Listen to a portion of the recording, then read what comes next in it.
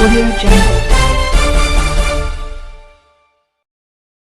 अस्सलाम वालेकुम नाज़रीन, मैं हूं आपकी होस्ट मिला इकबाल और आप देख रहे हैं राजा न्यूज नेटवर्क। नाज़रीन, आज मैं आपके लिए अस्मा और अकरम नाम के लड़के की वीडियो लेकर आई हूं, जो कि अस्मा एक शहर में रहती थी और बहुत मगरूब लड़की थी, और जो अकरम था एक गांव का सुलझा हुआ और खामोश मोहब्बत करने वाला लड़का था। तो आइए नाज़रीन वीडियो को सुनते हैं। इससे पहले आप मेरे चैनल को लाइक, शेयर एंड सब्सक्राइब कर दें। उस लड़की का नाम था अस्मा। वो खुद में इतना गुरूर करती थी, शहर में पढ़ी लिखी लड़की थी जो कभी आज तक गांव नहीं गई थी। वो इन्हीं दोस्तों में रहती थी, लाहौर के दोस्तों में इंजॉयमेंट, घूमना फिरना इधर का ही था उसका। वो कभी गांव नहीं गई थी और उसको एक लड़के से मोहब्बत हो गई थी। और जब उस लड़के से शदीद मोहब्बत हो गई, उसने अपने घर में बात की कि मुझे शादी करनी है ऐसे। लेकिन उसके घर वाले वालिदैन ने क्या कहा कि नहीं, हम यहाँ पे शादी नहीं करेंगे, मैंने तुम्हारा रिश्ता अपनी बहन की तरफ कर दिया हुआ है, जो कि गाँव में लड़का खेती बाड़ी करता था। उसने काफी अपने वालिदैन से कहा कि अम्मी, मैंने शादी गांव में नहीं करनी, मैंने लाहौर ही शादी करनी है। आप जैसा कहेंगे मैं वैसा कर लूंगी, लेकिन मेरी शादी लाहौर में करवा दें, मैं गांव के लड़के के साथ शादी नहीं करना चाहती। लेकिन उसके वालिदैन जिद पे थे कि उन्होंने रिश्ता दे दिया हुआ था। उन्होंने जबरदस्ती अस्मा की शादी अपने बहन की तरफ कर दी, जो गाँव में लड़का खेती बाड़ी करता था। जैसे उसके साथ शादी हुई, अस्मा बिल्कुल खुश नहीं थी। तो अस्मा ने बताया कि मैं पहली रात जैसे बैठी हुई थी रूम में, मेरा शोहर आया, मैं जरा भी खुश नहीं थी। मैंने उसको देख कर, उसने आके मुझे उसका सलाम किया, लेकिन मैंने उसका जवाब तक नहीं दिया। और मैंने सिर्फ उसे सीधा यही जवाब दिया, मैं तुम्हारे साथ शादी नहीं करना चाहती थी, ना मैं तुम्हारे साथ खुश थी, मेरे वालिदैन ने जबरदस्ती से बोला है। तो मेरा शोहर बहुत परेशान सा होके वॉशरूम में चला गया। जैसे 10 मिनट बाद आया, मैंने देखा उसकी आंखें लाल थी और बहुत सैड सा। उसने चादर उठाई और नीचे फर्श पर लेट गया। उसने कोई बात नहीं की, कुछ भी नहीं कहा, मैं भी चुप करके सो गई। हमारे गांव में, हमारे रिश्तेदारों में ये रिवाज था कि मियां बीवी एक साथ बैठकर ही खाना खाते हैं और बीवी को अपने शोहर का इंतजार करना होता है। तो मेरे शोहर को अच्छे तरीके से पता था कि मुझे उसके साथ बैठ के खाना खाना बिल्कुल भी पसंद नहीं है, तो वो आधी रोटी खाकर ही उठ जाया करता था, और ताकि मैं तसल्ली से रोटी खा लूं। चंद दिन ऐसे गुजरते गए। फिर मैंने अपने शौहर से कहा, अकरम से, कि अकरम, मुझे बात करनी है, मुझे फोन दो। वो चंद दिन मुझे फोन देता रहा, चुप करके, मुझे कुछ भी नहीं कहता था। मैं फोन लेती, सहन में जाती और ढेरों बातें रात तक करती। किसी एक दिन ऐसा आया कि मेरे देवर ने मुझे चुपके से देखा और मेरा सारी बातें मेरी सुनी, और उसने फोन छीना मेरा और अपने पास रख लिया। उसने घर में शोर मचाया।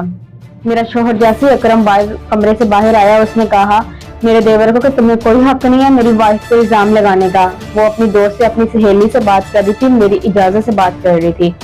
मेरे शौहर ने मेरी इज्जत रखी, लेकिन मगर मुझे कोई खुशफहमी नहीं हुई। मैं सिर्फ अपने गुरूर में थी कि मुझे सिर्फ इसे तलाक चाहिए और मुझे वापस शहर में जाके उसी से शादी करनी है जिससे मैं बेपनाह मोहब्बत करती हूँ। मैं कमरे में गई, मैंने सिर्फ उसे एक सवाल किया, तो तुमने जो किया अच्छा किया, मगर इसकी कोई जरूरत नहीं थी। फिर भी उस पर गुस्सा किया। चंद दिन फिर ऐसे गुजरते गए, मैं बात करती रही। फिर मैंने उसे यह कहा कि मुझे वापस छोड़ो और मुझे तलाक दे दो। और जिस लड़के से मैं मोहब्बत करती थी, आखिरकार मैं वहां तक पहुंच गई। मेरे शौहर ने मुझे वहां तक पहुंचा दिया, और मेरा शौहर वहां से छोड़कर मुझे गया ही है। तो मैंने वहां पे देखा और मेरे पैरों तले जमीन निकल गई। इतना बड़ा धोखा मेरे साथ हुआ। जिससे मैं मोहब्बत करती थी, अली के साथ जिससे मैं मोहब्बत करती थी, उसने मेरे साथ इतना बड़ा धोखा किया। उसने मुझे बेचने का पूरा प्लान किया हुआ था। वो पहले भी मेरे साथ टाइम पास कर रहा था। लालची हबस में वो इस कदर अंधा हो गया था कि मुझे बेचने चला। लेकिन मैं वहां से अपनी जान बचाने के लिए भागी। आगे मैंने देखा अकरम, मेरा शौहर, अभी जा ही रहा था। मैंने उसे पीछे से आवाजें दी, उसने मेरी वहां से जान बचाई। वहां पे बहुत शोर हंगामा हो गया, पुलिस तक आ गई थी। उन्होंने अली को पकड़ लिया, अली को गिरफ्तार कर लिया और चले गए। मैं बहुत शर्मिंदा हुई। मैंने चुप करके अकरम से ये कहा, अकरम चले आए, घर चले, मुझे गाँव वापस जाना है। अकरम हैरान, लेकिन उसने मुझसे कोई सवाल नहीं किया, कुछ भी नहीं पूछा। वो चुप करके मुझे वापस गाँव ले गया। ऐसे कुछ दिन गुजरे, मैं बहुत माफी मांगती थी अकरम से। मुझे एहसास हो गया था कि मैं गलत थी। मैंने उसे बहुत माफी मांगी, लेकिन उसने कोई बात नहीं करता था मुझसे। कुछ मंथ ऐसे गुजरते गए, उसने मुझसे अभी तक बात नहीं की थी। जैसे मुझे पता चला कि अकरम मेरे लिए हाफ रोटी खा के उठता था, तो अब मैं अकरम के लिए हाफ रोटी खा के उठ जाया करती थी, ताकि अकरम सही से खाना खा ले। लेकिन अकरम फिर भी मुझसे बात नहीं करता था। उसे मैंने माफिया मांगी, मैंने रोई, उसके पांव पकड़े, लेकिन वो मुझसे कोई बात नहीं करता था। चुप करके फर्श पे सो जाया करता था। मैंने उसे बहुत बार कहा, अकरम तुम्हारी जगह वो नहीं है, तुम्हारी जगह यहाँ पे है, यहाँ पे आए, बेड पर आए। लेकिन वो कहता था नहीं, मेरी जगह ये है। اتنی بات کرتا تھا اور اس کے علاوہ مجھ سے کوئی بات نہیں کرتا تھا. کچھ منتھ بعد اس نے مجھے کچھ کاغذات دیے رات کے ٹائم. اس نے بولا کہ صبح تک اس میں سائن کر دینا. لیکن میں روئی, میں اس نے اسے بہت کچھ کہا. میں نے کہا مجھے طلاق نہ دے, لیکن میں نے ایک بار بھی کاغذ پڑھ کے نہیں دیکھا کہ اس میں کیا لکھا تھا. سارا دن ایسے میں روتی رہی. شام کو اکرم آیا, اکرم سے میں نے پھر معافی مانگی, اس کے پاؤں پکڑے. اکرم نے کہا یہ سب کرنے سے پہلے ایک بار تم کاغذ دیکھ لی تو انہیں پڑھ لیتی. لیکن میں نے جیسے وہ پھر کاغذ پڑھے, اس پہ لکھا ہوا تھا کہ ساری جائیداد اکرم کی میرے نام پہ ہے. میں نے پھر وہ سائن اسے بولا کہ میں نے نہیں کرنے, لیکن اکرم نے مجھے کہا کہ یہ سائن کر دو, یہ پراپرٹی, یہ جائیداد ساری تمہاری ہے. میں شہر جا رہا ہوں کچھ دن کے لیے, تو ان سب چیزوں کا تم خیال رکھو گی. میں نے ان پہ سائن کر دیے. اکرم کچھ دن تک شہر چلا گیا اور کچھ ہفتوں بعد واپس تو آیا, لیکن اس کی میت واپس آئی تھی. اور اس کے دوست نے مجھے خط دیا. اس نے کہا تھا کہ آپ کے شوہر نے کہا تھا کہ جب میں واپس جاؤں زندہ یا مردہ تو یہ میرا خط میری وائف کو دے دینا, یہ خط ہے, آپ پڑھ لیں. جیسے میں نے اس خط کو پڑھا اور پڑھتے ساتھ میں اتنا روئی کہ مجھے اپنی زندگی پہ بہت پچھتاوا کہ میں نے اتنا برا کیا. اس خط پہ یہ لکھا تھا کہ السلام علیکم اسما, امید کرتا ہوں کہ تم بالکل ٹھیک ہوگی. مجھے دکھ ہوگا کہ میں تمہیں اس حال میں اکیلے چھوڑ کر جا رہا ہوں, اور بہت جلد چھوڑ کر جا رہا ہوں, جبکہ ابھی عمر نہیں ہے ہماری, ابھی کچھ ہی منتھ ہوئے ہیں شادی کو.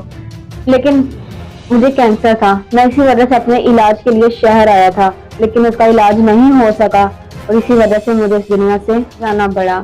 تو اپنا بہت سارا خیال رکھنا, اور امید کرتا ہوں کہ تم اپنے گھر واپس چل جاؤ گی. امید کرتا ہوں یہ بھی کہ اب تم اپنی زندگی میں بہت زیادہ خوش ہوگی. لیکن اکرم یہ نہیں جانتا تھا کہ میرے دل میں اس کے لیے کتنی زیادہ محبت ہو گئی تھی, اور میں اسے بہت زیادہ محبت کرنے لگی تھی. تو میں نے اور اس کے بارے میں بہت کچھ سوچ رکھا تھا, لیکن اللہ کو جو منظور تھا وہی ہوا. لیکن اس خط میں یہ بھی لکھا تھا کہ میں کوئی ان پڑھ جاہل نہیں ہوں, میرا BA پاس ہے, اور میں نے شہر سے BA پاس کیا, کوئی گاؤں سے بھی نہیں کیا.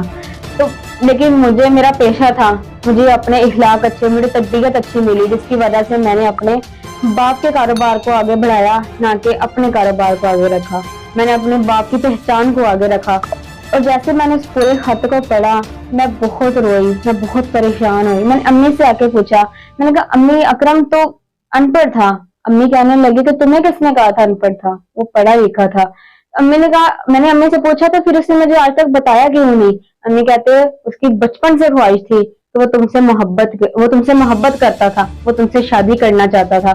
اس نے آج تک اپنی زندگی میں صرف تمہیں رکھا, اپنے دل میں تمہیں رکھا. وہ یہ نہیں چاہتا تھا کہ اسما میری ڈگریاں دیکھ کے, میرا اچھا اونچا رتبہ دیکھ کے مجھ سے شادی کرے. میں یہ چاہتا تھا کہ میں جس حال میں ہوں, میں جس طرح یہاں رہتا ہوں, اسما میرے ساتھ ایسے محبت کرے اور ایسے ہی میرے ساتھ شادی کرے.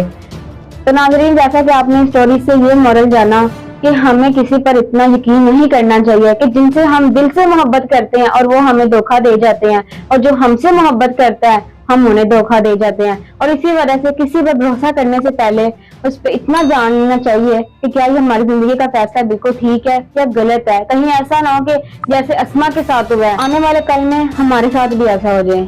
اسی کے ساتھ اپنی ہوسٹ ملا اقبال کو اجازت دیں. ویڈیو پسند آئی ہے تو لائک